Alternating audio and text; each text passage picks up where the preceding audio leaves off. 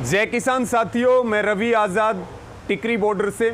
कल से हरियाणा के उप मुख्यमंत्री के कुछ बयान चल रहे हैं जो सीधे तौर पर उनकी मानसिकता को दिखाता है, और हम दुष्यंत चौटाला जी को ये बात कहना चाहते हैं कि जो चौधरी देवीलाल जी का संघर्ष था, विरासत थी, दुष्यंत चौटाला जी ने उनके संघर्ष को और उनकी विरासत को पूरी तरह से दागदार और कलंकित करने का काम किया है। और जो उन्होंने बयान दिया, उन्होंने 3-4 चीजें बोली हैं कि मंडियां, कह रहे थे किसान की मंडियां नहीं टूटेंगी। देखिए, मंडियां नहीं टूटी हैं, लेकिन हम दुष्यंत चौटाला जी को एक बात कहना चाहते हैं कि कैथल जिले सहित हरियाणा के 4 जिलों में गेहूं की खरीद में मंडियों को खत्म कर दिया गया और अडानी के साइलोज को शुरू कर दिया गया।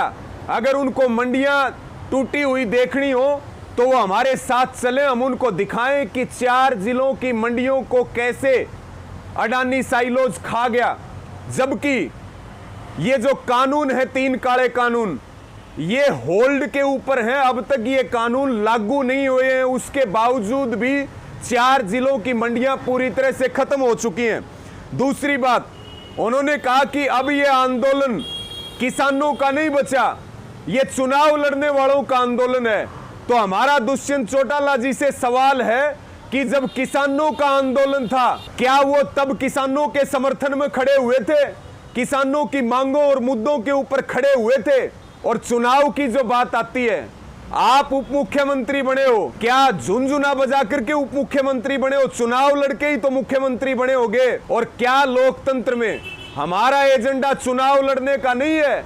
हमारा एजेंडा इस लोकतंत्र को बचाने का है, संविधान को बचाने का है, किसान की जमीर और जमीर बचाने का है, और देश के अंतिम आदमी को रोटी मिले, भूख का व्यापार ना हो। लेकिन आपसे हमारा यह सवाल है, क्या चुनाव लड़ना हमारा मौलिक अधिकार नहीं है?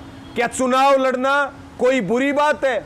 तीसरी जो बात आपने मुख्य तौर पर कही कि हम जो है ये आंदोलन अब राजनीति वालों का, जो बार बार उन्होंने जिक्र किया, हमारा दुष्यंत चौटाला जी को ये निवेदन है कि वो खुद सिरसा जिले के चौटाला गांव से आते हैं, उसके बाद उनका खुद का विधानसभा जींद के उचाना में है।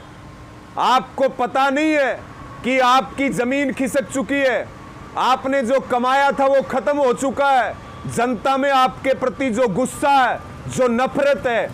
और हमारा आपको चैलेंज है कि आप अपने खुद के चौटाला गांव में कोई कार्यक्रम करके दिखा दो, उचाना विधानसभा के किसी गांव में घुस के दिखा दो। आपको आपके विधानसभा के लोग जो है वो गांव में नहीं घुसने देंगे। और ये भी हमारा चैलेंज है, आप इस्तीफा दे करके आइए, हरियाणा में कहीं से भी चुनाव लड़िए। उप मुख्यमंत्री तो बनना बहुत दूर की बात है, पार्टी के अन्य उम्मीदवारों को जिताना बहुत बड़ी बात है। आपकी अगर जमानत जब्त नहीं करे जनता, तो फिर आपका जूता और हमारा सिर, ये भी इस आंदोलन का ऐलान है। एक बात आपने और कही है कि मैं भी किसान हूं। दुष्यंत चौटाला जी, ना आप पहनावे से किसान हैं, ना आप बोल से किसान हैं, ना आपका कार्य किसानों जैसा है। ये बरगलाना बंद कीजिए। आपने हमारे ऊपर चुनाव लड़ने का आरोप लगाया है, नेताओं के ऊपर चुनाव लड़ने का आरोप लगाया है। जो हमारे 400 किसान शहीद हुए हैं, मजदूर शहीद हुए हैं, क्या वो चुनाव लड़ने के लिए उनकी शहादत हुई थी? इसलिए आपको सीधी चेतावनी है, आपका भविष्य खत्म हो चुका। आपने अपने पैरों पर खुद कुल्हाड़ी मारने का काम किया। अब जो है अपना चुपचाप जितना टाइम है काट लो। अगर ये टीवी पर बैठ करके ये बयानबाजियां इस प्रकार की तो फिर जो है पहले ही जनता में आपके प्रति बहुत गुस्सा है। हमारे जड़े हुए के ऊपर नमक और मिर्च छिड़कने की हिम्मत ना करें। और आपके पुरखों ने अगर कोई गलत काम किया तो आज उनका हसर देखिए। और आप जिस तरह का काम कर रहे हैं, आपको जो है विधायक बनना दूर की बात है, भविष्य में पंच भी नहीं बन सकते, सरपंच भी नहीं बन सकते। निश्चित तौर पर आंदोलन चलेगा, निश्चित तौर पर आंदोलन की जीत होगी। और आपकी राजनीतिक हत्या आपने स्वयं की है और आप कानूनी कार्रवाई करने की धमकी दे रहे हैं बार बार। आप कह रहे हैं जो विरोध करेगा हम कानूनी कार्रवाई करेंगे। आप जीरो थे, आपको हरियाणा की जनता ने हीरो बनाने का काम किया, संकट में आपके साथ खड़ी हुई। आज आप उसी को डंडे का, पुलिस का भय दिखा रहे हैं, कानूनी कार्रवाई का भय दिखा रहे हैं। ना तो आपकी जेल और ना आपकी पुलिस आंदोलन को नहीं रोक सकती, ना रास्ता रोक सकती है। हमारा शांतिपूर्ण आंदोलन है और जीत तक चलेगा। और आपकी जो आपका आडंबर था और जो झूठ थी, वो हरियाणा की जनता और देश की जनता समझ चुकी है।